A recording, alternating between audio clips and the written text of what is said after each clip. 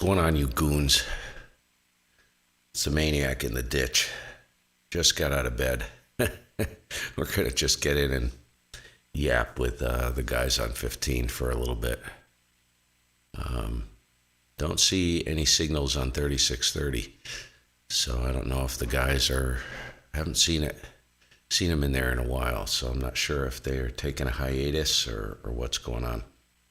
So anyways, hope everybody's doing well. You have to excuse me, man. I'm literally just waking up. Eyes are on fire, full of crust. And, yeah. Let me get the audio on here. Weather forecast here next week, Tuesday, Wednesday, Thursday, Friday. Going to be 50, with Wednesday being 55.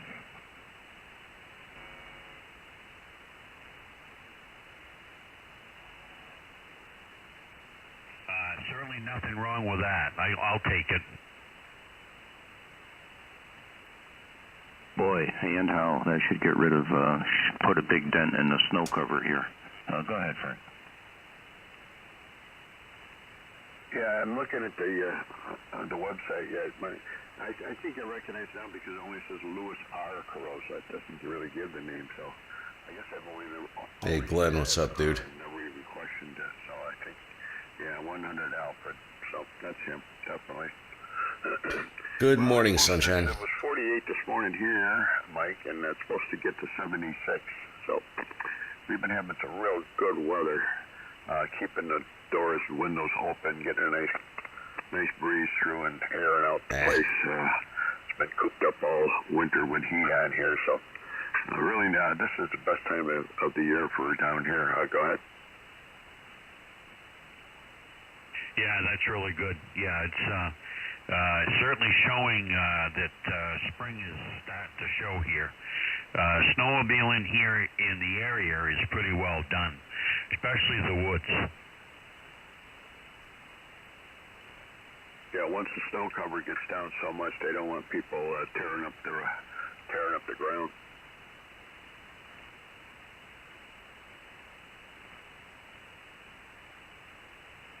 There we go. Do you have them close by the house, Mike? Can you hear them a lot? Oh my gosh. Oh yeah, I can hear them. Band is shifting around a little bit. And I can hear the groomer coming up through, but there's nothing really to groom in the woods. It's all nothing but dirt.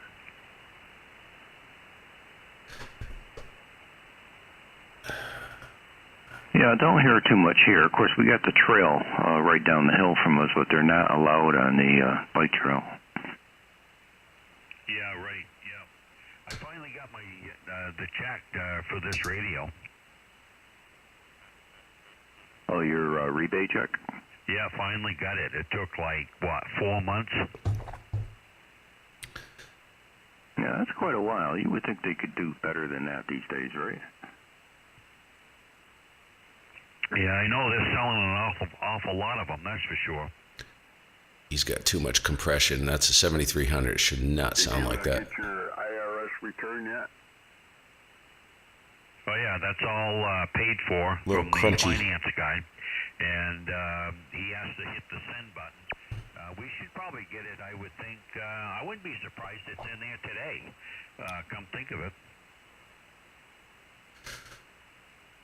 Yeah, I got my money back a couple weeks ago. Sore this morning. Yeah, the stimulus package there. They're still talking about it. They're reading all that stuff.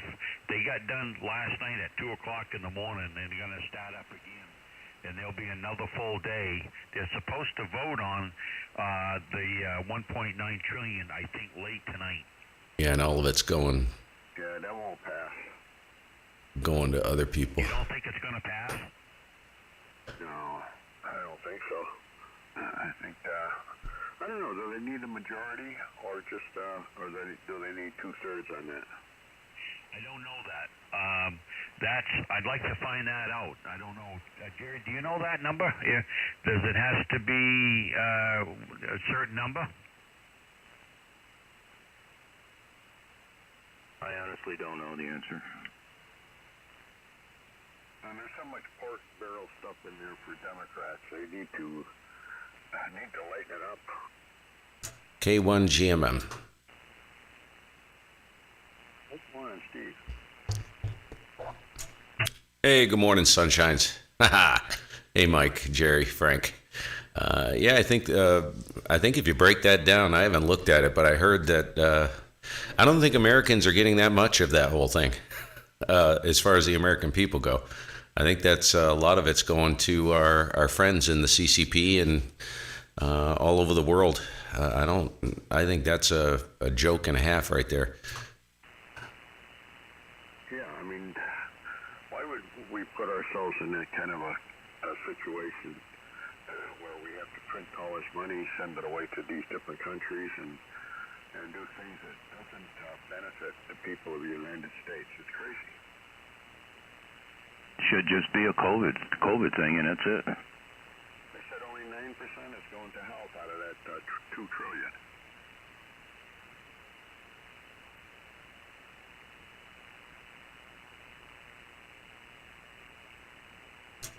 Yes, they think we have money trees all over the place. Just go pick the money. Yeah. Well, it probably doesn't take a lot of power. They're not spending a lot of money to print the money. I guess that's one way to look at it. Yeah. So is this a majority vote, Steve, or is this two-thirds thing? I have no idea, Frank. I don't know how anything's working anymore. I ain't paying attention. Bad on me, right? I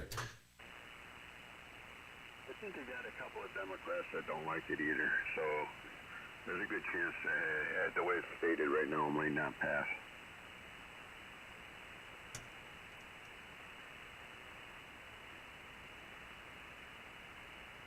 They had a total non-partisan vote to debate the thing, so it was 50 to 50 to debate it, and then of course Kamala had to throw her deciding vote in. Which way did Manchin go? Well, he must have went for it because it was 50-50. And so all the Democrats Hey, voted Gary. for What's it, up, dude? and all the Republicans voted against it, and she broke the tie.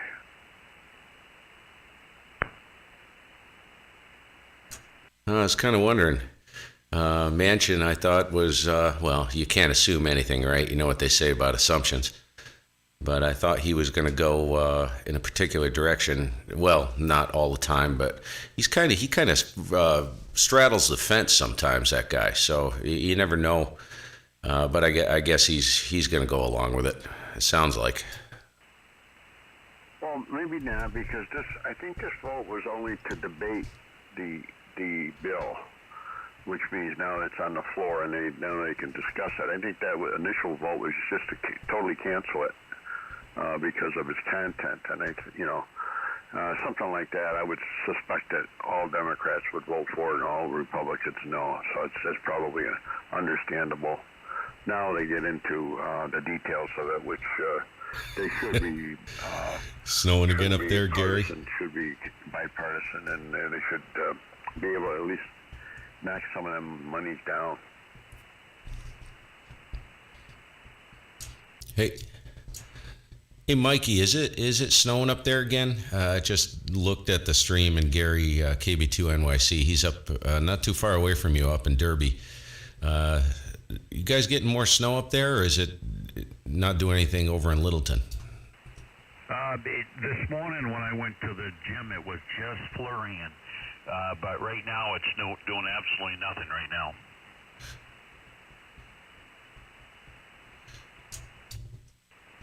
Nah, I saw, or who said that?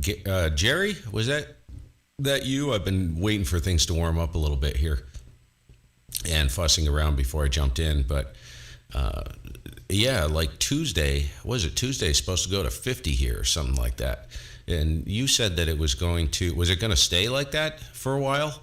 I haven't looked at the extended forecast. I haven't looked beyond Tuesday. Go ahead. Well, no, I think it peaks around the middle of next week, then it starts dropping back down into the 30s. upper 40s, but we're slowly starting to come out of this mess.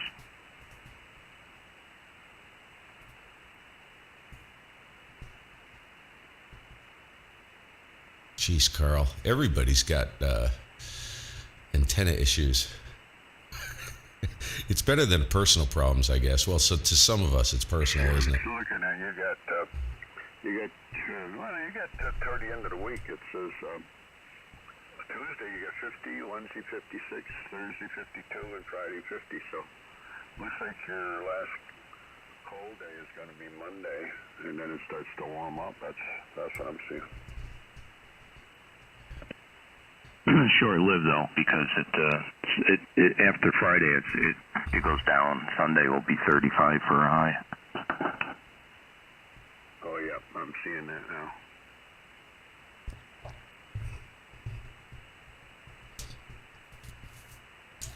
Yeah, this time of year is rough. I know everybody here is, we've got just solid boilerplate on everything. We really need a few days just to warm, a couple days, or even a warm rain. Like a 50-degree rain would pretty much wipe all the boilerplate off. We only have maybe, I don't know, a few inches of snow, maybe 4 or 5 inches left. And it's mostly concrete at this point. But it's the driveways and stuff, everybody, they're dealing with it. I mean, it's a slip and slide situation. And, my driveway, it's all blue ice. So we need that like 50 degrees. If we get 50 and nice rain for a day, that'll be gone. And I hate this time of year because of that,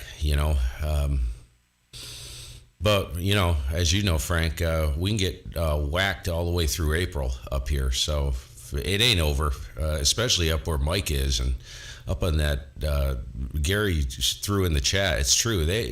You guys up there, Mike, you have a whole different weather pattern. It's a totally different zone than even central Vermont. You get up on that Canadian border, and you get, Gary was telling me the clippers that come through. It snows all the time up there. It used to do that down here years ago, but that doesn't happen anymore.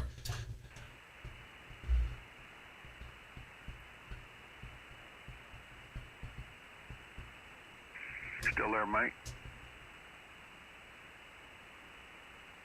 I think him and Jerry bailed out. Anyway, what I do is there's a traffic cam down on Route 9 in Woodford. You know where that is, Steve? It's there's Bennington, and if you go east on Route 9, you go up into Woodford Hollow, and then just past the hollow, you start to climb the mountain up towards where I lived in Searsburg. And they got a eastbound and a westbound traffic cam that's right there at the spring where we used to draw water from the spring before I put my well in, and that's kind of neat. So I could see the snow cover. It's kind of in a valley between two mountains, so it doesn't see a lot of sun, and the snow there will stay quite a long time, even though they're probably only 1,500 feet or so. And by the time you get to the top of the hill where I was around 2,400 feet. And likewise, we had a mountain right behind us to the south, so we never got any sun really. And we would have snow on the ground in June. I remember people coming by like in June, and everything is clear, and people would stop it. I remember when somebody from Europe stopped, and they let the kids come running out across the land. Whoa. Go into that snow in the back. And they said they had never seen snow before. Of course, it was June, and you wouldn't normally see snow then either. But we'd have snow forever up there. Back to you, Steve. WT1B. K1GMM. That is, yeah, I know exactly where you're talking about regarding that Woodford Hollow area. Yeah, you come out of Bennington. Of course, have you been up here since they put the new highway in from Bennington out to Woodford? They have a bypass now. that goes all the way out. Of course, they put one in on Route 9, which drops you literally right on the border in the New York State. I don't know if you were here when they put that in, but they have that bypass that takes you all the way out to the east side now, off of Super 7. And yeah, there's no sun in there, dude. Yeah, there's nothing. I mean, I would imagine that snow would hold for a very long time there, unless we got a real warm rain, and fog settles in. From what I understand, fog is that's what does the damage to like Bromley and stuff like that. You get this, it's one thing to have warm temperatures, but then you get this like not freezing drizzle, but kind of like a foggy drizzle going. That will strip like 2 feet of snow off in a day. It's pretty, I've seen it. It's pretty weird, but oh yeah, dude. I mean, what a place to live in there. Dark, kind of, I'd call it like Sleepy Hollow. You expect to see, what's his name, the Headless Horseman come riding through on a horse. That's what I think of when I think of that area. It's just this dungeon of a place. Go ahead. Yeah, called a little bit of nothing down there. I had a funny story. I was working security at at the time I think it was an Energizer battery company, and I was working up until midnight in uniform, and so I come through there. I was running what year was mine? It was a Grand Marquis. It was commonly known as the Pimp Mobile down here. I mean, it was the big, huge black windows. You just picture this loaded with drugs coming out of New York City, right? I mean, this car here, and we drove that forever. That's the one I drove. I had 350,000 miles on it when I finally drove it. It might have been a 94. I think it was a 94. Anyway, so I'm coming up through Woodford Hollow, and the speed limit there is like, it's slow. I think 45, maybe 35. I'm going under the speed limit, and this car's coming towards me, heading into Bennington, and it's a cop. And he goes by me, and I see him stop, circle around, he comes back, he pulls me over. And I think I might have told you this story. Did I tell you this story? No, never. So anyway, he pulls me over, he comes over and he shines a light in my window, and I can barely see him because he's got the light in my eyes, and so I said, "What's wrong, officer?" He says, "Well, you got a light out, so we're just stopping you." I said, "Oh, really? Okay." So he went back to his car, and he spent 10 minutes, whatever they have to look up, see if I get criminal background and unregistered car or whatever they do. Comes back and he says, "Okay, you're free to go." I said, "Oh, okay." So he takes off. I get out. I look at the car. There's no light out. Absolutely no light out. So I drive home up at the top of the mountain, call the Bennington police station. And I says, "Why don't you guys just stop me in Woodford?" And the guy says, No, that wasn't us. That wasn't us. That was the sheriff's department. I said, "Oh, really?" I said, "Well, can you give me the number of the sheriff's department?" So he gave me the number of the sheriff's department, very willingly. I called the sheriff's department, and there was no answer. So next day, I call the sheriff's department, and the lieutenant answers. And I says, "When you guys stopped me last night for nothing?"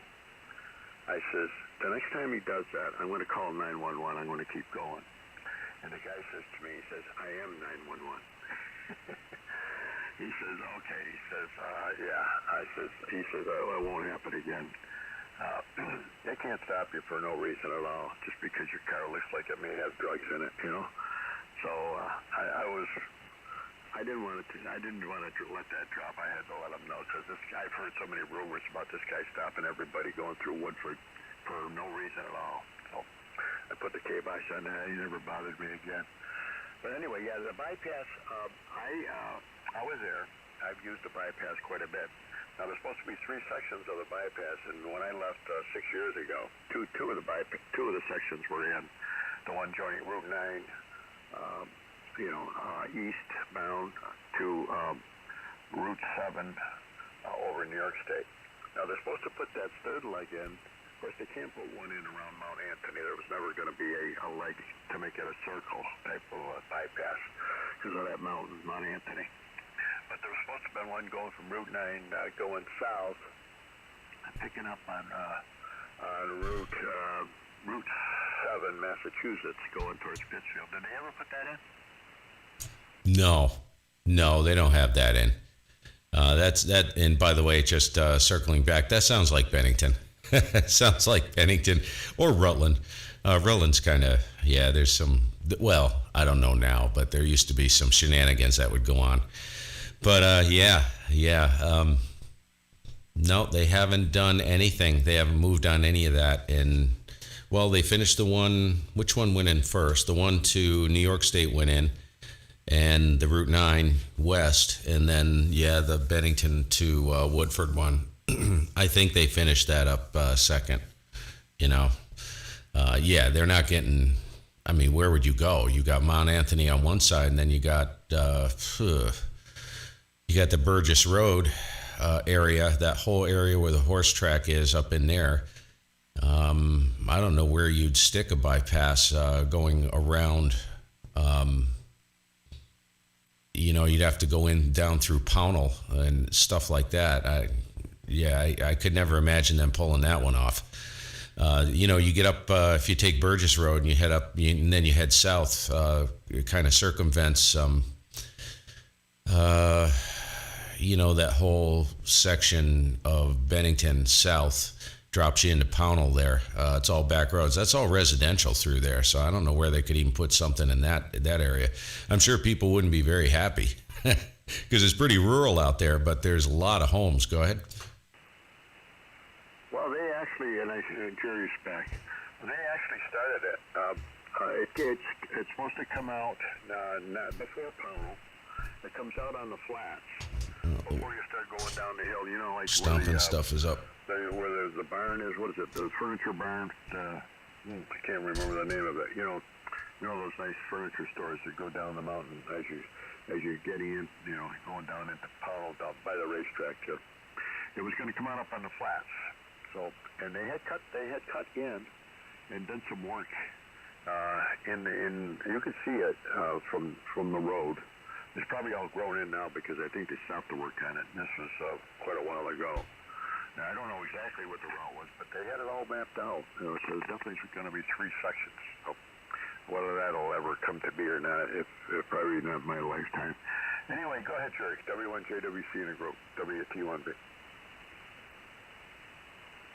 Yeah, okay, very good. You know, I got stopped for headlights twice. Once was in the Rogue, and the cop pulls us over, and I rolled down the window and I said, "What? You know, why are you pulling me over, officer?" And he didn't say a word. He reached in the car, grabbed my headlight lever, and turned my headlights on. He says, "You're good to go now." He says, "Have a nice day." And then another time I got stopped, I had one headlight out, and the officer, he went up and he rapped on the headlight and it come on. And he come back. He says, "You better get that fixed." He says, "Have a nice day." Go ahead, Frank. Well, you ran into a couple of nice ones there. That's good. That's the one that stopped me, but I had no lights out.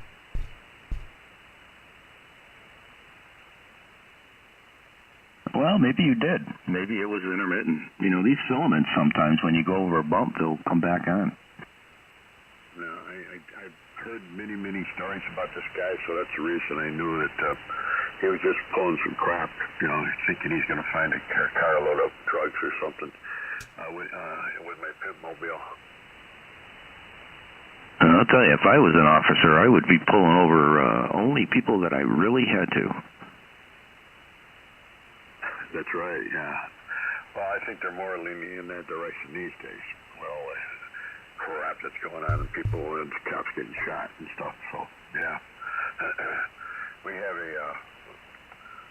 my cousin in Texas, his son is on the police force down at one of the Texas towns down there. He's been walking the beat and driving the beat for years. He finally got into the detective section, I think, so he's inside, so, well, we're thankful for that. But so many of them getting in trouble. That's not good these days. Everybody you know, you get the media that's telling everybody to hate cops, basically, and it's really hard to fight that. Go ahead, Steve.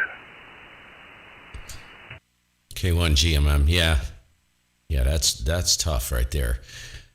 It's funny Jerry. You know you do too, Frank. Probably you know the. Don't ask me the road, but when you head, let's see, you're heading out of Pittsfield, going south. On what is that route? Is that Route 7 changes? It goes out to the right, and what is that? 8 and 20 or something like that. As you're heading south, goes into a 2-lane section. It's before you get into Lee. We always bypass Lee, and we take a left. There's a light right there, and it's just before you get to where the golf course was on the left-hand side. I don't know if it's still a golf course. You know where I'm talking about, big place. You bang a left there, head down over the hill and around the corner, and then you make a right, go across the bridge, and it's a side street, and it brings you out on the south end of Lee. Well, we always take that when we go down to visit family in northwestern Connecticut. And it goes down through 8, goes down through Otis, you know, and then you continue on and you go by Colebrook Reservoir. The dams are there, and then we head into Riverton, and the old homestead is like 5 miles from Riverton down the river roads going towards Route 44 in Connecticut. But I digress. Anyways, it's not the point. That road, when you drop down off that hill to get down after you make the left off of whatever it is, 820 there, and you drop down, that's a speed zone, right? And I remember I was heading down to do to a rehearsal, and I had my drums in the back of this car, a little piece of junk. It was a little Dodge Colt. This was years ago. And every single member of my family has gotten nailed in that section, from that hill all the way to where it dumps out back onto 8 south of Lee. It's like 30 miles an hour max. So I come cooking down that hill, and sure enough, there's a cop coming up the hill. He got me. He pulls me over. Really nice guy. He says, "Where are you headed to?" So I asked him, and we got chatting for a little bit, and he went back to his car, and I laughed. I laughed right in his face. I said, "Man, dude," I said, "I knew it was only a matter of time. You know, every single member of my family has gotten nailed in this zone. This is a good spot for radar traps and stuff." And we were kind of chatting, and he came back after a few minutes and handed me my license, his registration. He says, "All right," he says, "just take it easy through here." He says, "This is heavy residential, a lot of kids around." I said, "All right, man, will do. I appreciate you letting me off." And he took off and got back in his cruiser and left. I was smoking through there. I think it's a 30 zone, and I was doing about 46 or 48, almost 20 over, man, coming down that hill. And he let me go. The only thing I can think of is that he got a call and he had to leave. He couldn't stay. He wasn't in his car too long. I would say just a few minutes, a couple minutes, man. I don't know, under 5 minutes probably. But that was a gift, man, because that was within city limits, and I was almost 20 over. That could have been an expensive ticket. I don't know what it would have been at that time, but yeah, that's about the only story I have where somebody a cop actually let me off the hook. I think it's the only one I've ever had where a cop let me off the hook. I think all the other ones pretty much nailed me to the wall. Isn't that Route 20? It's Route 20, I think. I think it is. You know, there's so many circumstances that can determine the outcome of something, like what the officer's mood is in, what's going on. Like you just said, he got another call. How you're interacting with him. There's a lot of things can affect Greg, whether you get a ticket or not. I was doing about 85, 90. Let me see if I got. on the on the Mass Pike one time. I was going back to the ship. Of course, I had my whites on, and this cop pulls me over, and he just looked at my uniform and he says, "Just take it easy." That was that was nice. Gave me some credit for being in the service.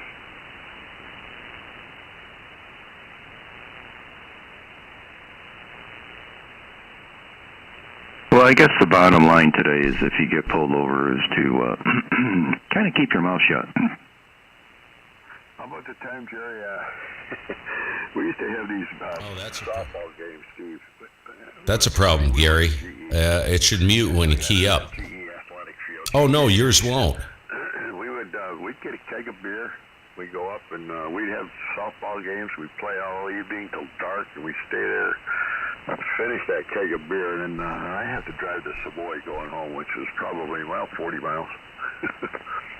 I'm making it home one day after the ball game, and right on Route 8, right on the main road, right there by, where the corn stand is, Jerry, and Cheshire. Was it Whitney's? I pull over. I can't drive. I'm going to. Yep, that's the issue, Gary. That's a cat issue. Because when the radio goes into transmit, it should kill. It should send a command to kill the pan adapter, and it's not doing that for some reason. He says, Don't know why. Just sleep it off, and when you're ready to go ahead. What would they do to me today? They would put the chains on me, right? Oh yeah. There's no getting around it today. Yeah, no, I was never involved with those softball things, mainly because I'd never had any interest in sports, and I was too busy in the basement playing with transistors and op amps and stuff like that, Frank. We were really stupid. Man, I'll tell you. I remember one night leaving that ball field. And Gardner, what's up, dude? We were out there all night drinking. Those were some bad times. Jerry, you are such a nerd. Yeah, I was, Steve. I never owned a pair of dungarees or blue jeans until I was, I think, 35 or 40. What were you, a corduroy guy? We all hated the corduroys. My parents used to make me wear these things. What a dork. I was the ultimate dork in high school, man. How embarrassing. Yeah, we all had to wear those. Have my dress clothes, pants and shirt and shoes, and I come home maybe at lunchtime and cut the grass a little bit. Gotta sleep, Gardner. And go back to work, and my shoes would be all green at the bottom. That's classic. Well, not only that, I kind of remember you and loafers that day we put up that tower was about 10 below zero.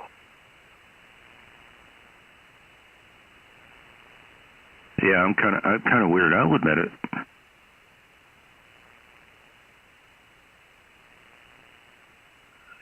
You've turned.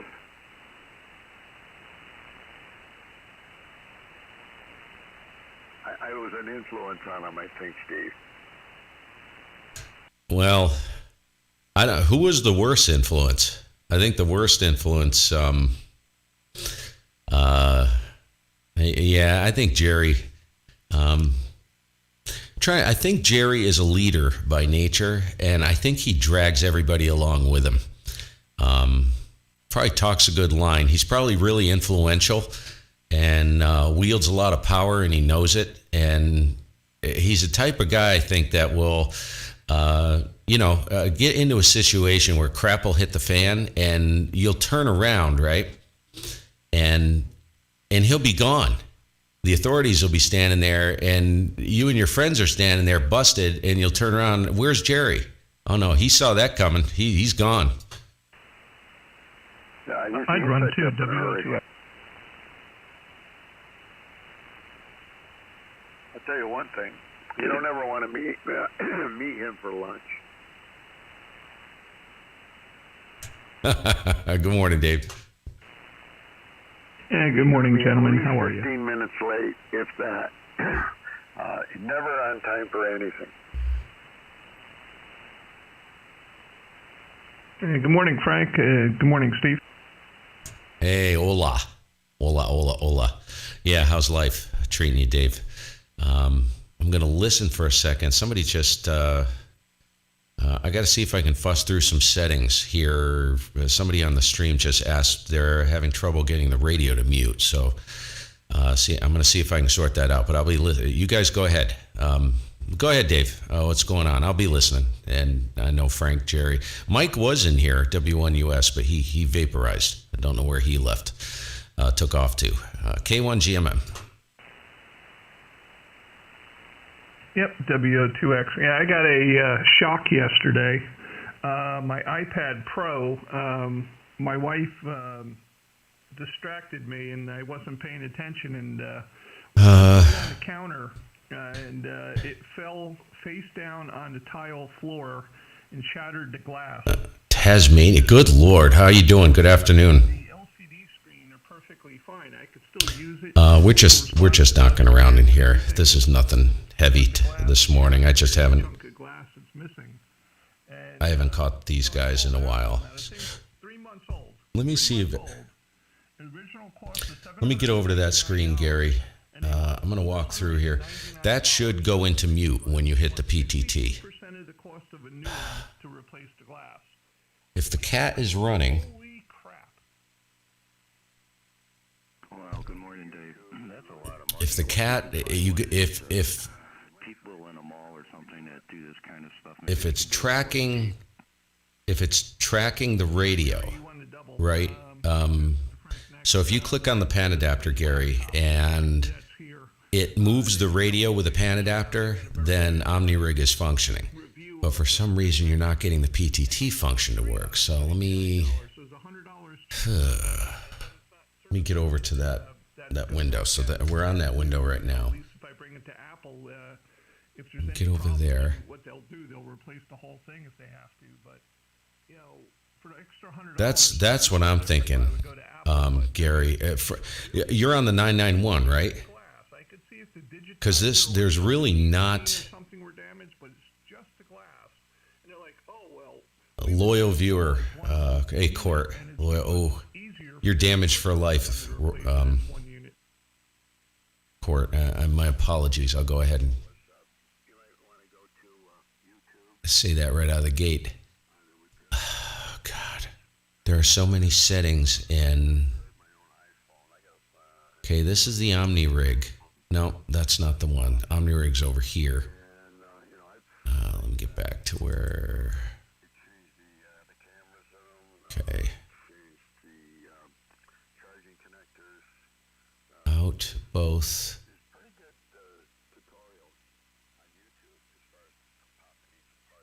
I don't know what RDS mode is. K region. Yeah, North America. That's not relevant, I don't think. Cat. So your cat. Just be sure your cat is functioning the way it's supposed to. So I got my set to the COM1 correct baud rate mode control. RX mode control is checked. Make sure these are set correctly, Gary, before you go into the radio. This is it. I mean, this is all there is to getting it to work.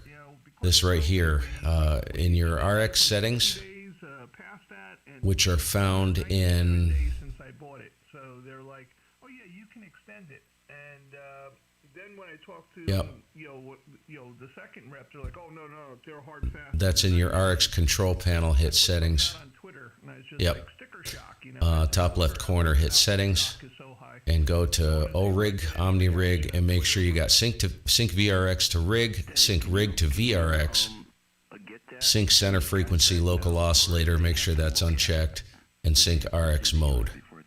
If you have all those checked and it's not working, it's got to be something in the radio. Has to be.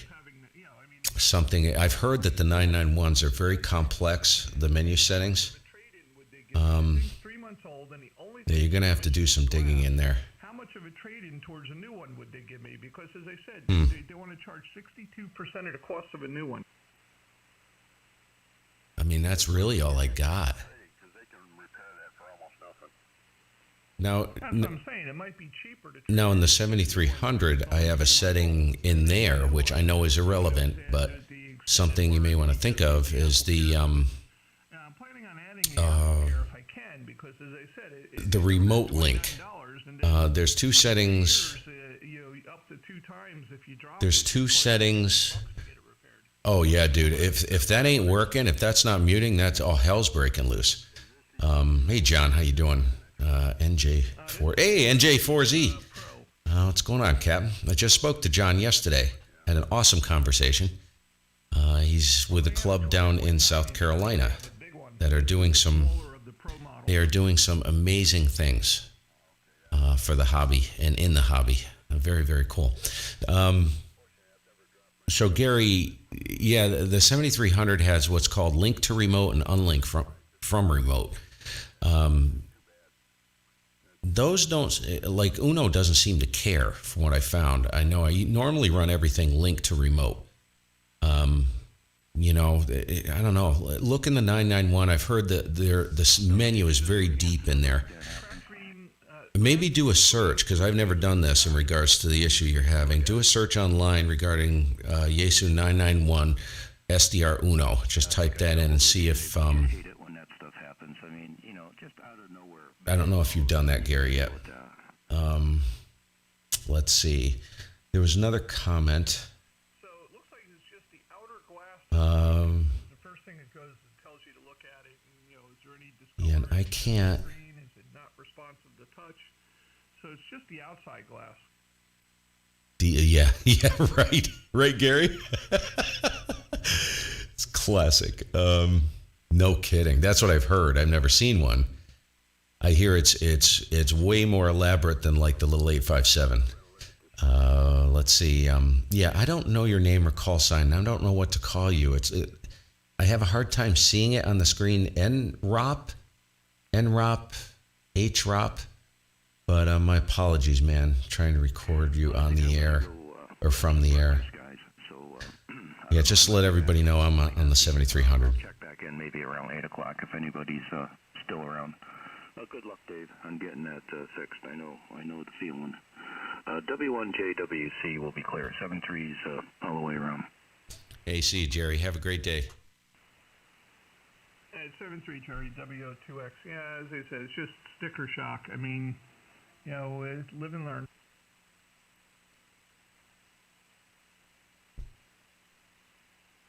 I would check out the videos, Dave, because I don't think it's that difficult to replace that screen.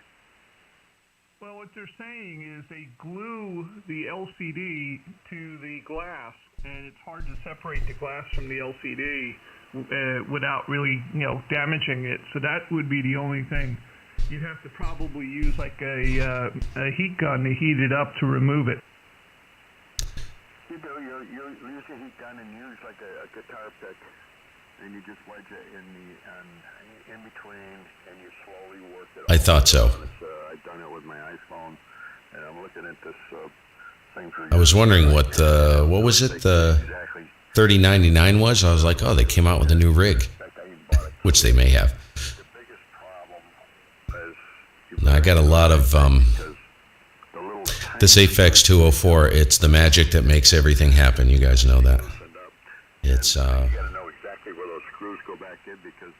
without it, I'm just an average everyday Joe, which I am anyways. But sound-wise, yeah, that's what makes it all happen. You could technically just pick up a preamp and just a 204, and that's it, with a good microphone, and you'd be in business. For me, it was $500 would make it pretty doable for me. Well, at iFixit.com, the cost of the screen, because they sell it as a whole unit, they don't sell just the glass. The cost of the screen at iFixit.com is $399. In that case, it's worth spending the extra $100 to get it done. That's hard to believe.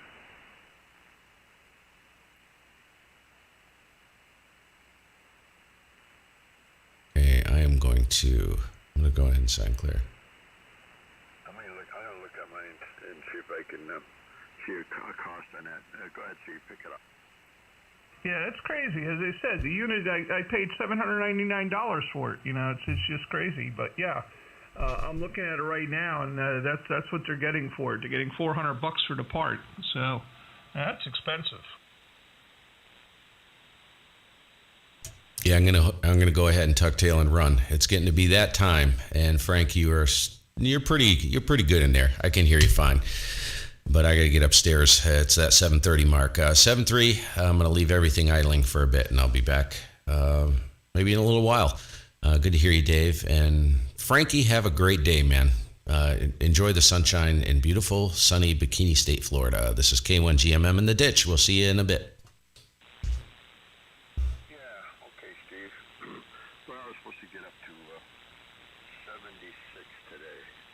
Starting out a little chilly. It's 48 down here, but Oh, wife turned down the coffee maker. Go ahead, Dave. Yep.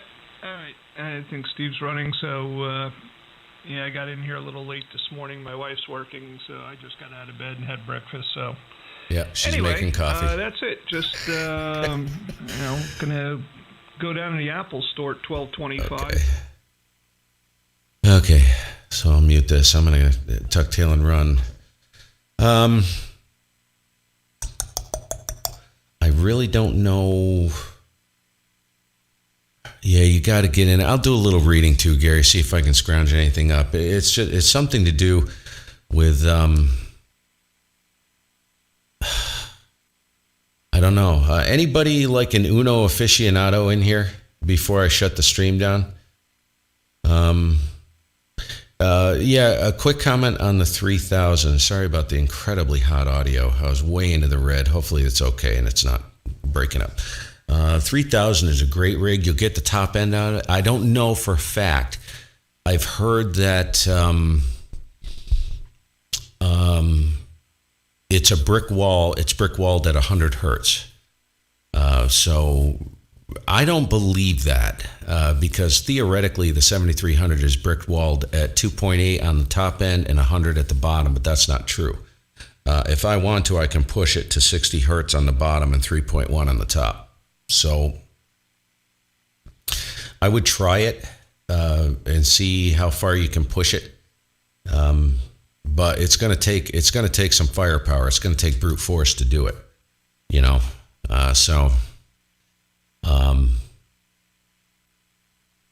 I've heard like a 1200 at 4 kilohertz sounds really nice, man. But you do have to drive it. These rigs, even the Anon I have, you have to. I equate it. You guys have heard me say this before. I equate it to taking a nitromethane funny car engine and jamming it into a Volkswagen Beetle. They are not. How do you say it? They're not like.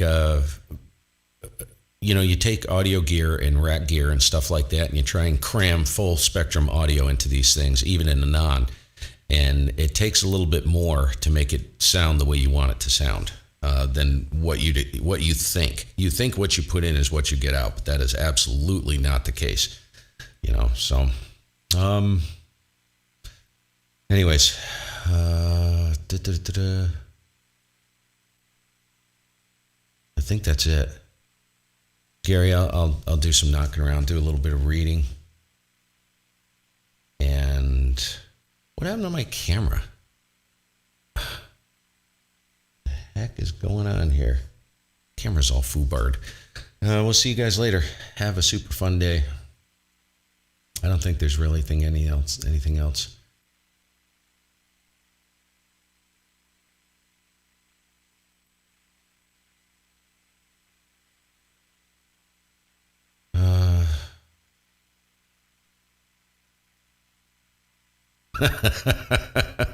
Yeah, I need an echo board. I just saw that, Gary.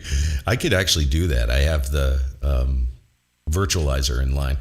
Just provides a little tiny hint of reverb just to make it sound like I'm not talking into a pillow. I hate that sound. Just a me thing. If you can get 50 to 3,000, if you can get 50 on the 3,000, then you're good to go. Because all you need to do is get down into that. Just that extra 40 hertz makes a huge difference. Huge difference. Oh,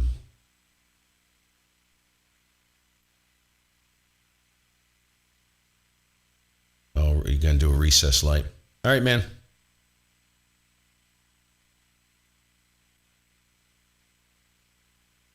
Oh, Glenn.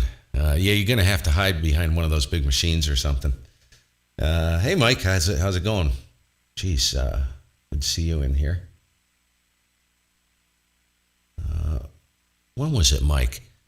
It was in the past couple weeks. I heard you talking to somebody. It didn't register at first, but then I was like, I know who that is. I can't remember what band it was on. It may have been 20 meters. Or was it 40? My gut, I think it was 20 meters. But I heard you in there working. Anyways, we'll catch you guys later. I'm off and running. I'm going to head upstairs and have a great day, you guys. We'll catch you later. Got some fun things coming. Really fun things. The ARRL DX contest is coming tonight. I believe it starts at 0-100. And I'm not sure what's going to happen with the bands. I'm watching the space weather pretty closely. As you guys know, it's been really disastrous all week with a lot of flaring and a lot of geomagnetic disturbances. So we'll see. We are forecast to be in the crap zone, I think, from what I read yesterday. And it may hit tonight or something like that. I don't know. It's one of those probability things, but there's a chance it may not. So we may actually get good conditions through the weekend for the ARRL DX. Huge event. If anybody who's interested, get in there, work some stuff, hand out some points, try to win something. There you go. And if anything, who knows? I mean, listen for maybe a country you haven't worked before. That's pretty much the only... I work these events for 3 reasons, just to let you know. Teaches me how to listen. It's not something... It's not an experience that... there's pretty much no other place you can go or no other thing you can do in the hobby that teaches you more as to how to listen and how to work efficiently and quickly, which I do not do because I really don't care enough about it to actually move fast. But the big thing for me is it teaches me how to listen. I look for countries I haven't worked before. Sometimes you'll find them pinched in between big stations. And just because they're weak doesn't mean you won't work them. I've worked them before. And they'll hear you. I don't know how they hear you, but they will. And what was the third reason? There were 3 reasons. I was just thinking about it, but my brain is shot. It's too early, and I'm still waking up, believe it or not. I just got up just before I launched this stream, grabbed a cup of coffee, and ran down here. We'll see you guys later. Have a good day. 7-3. Woohoo!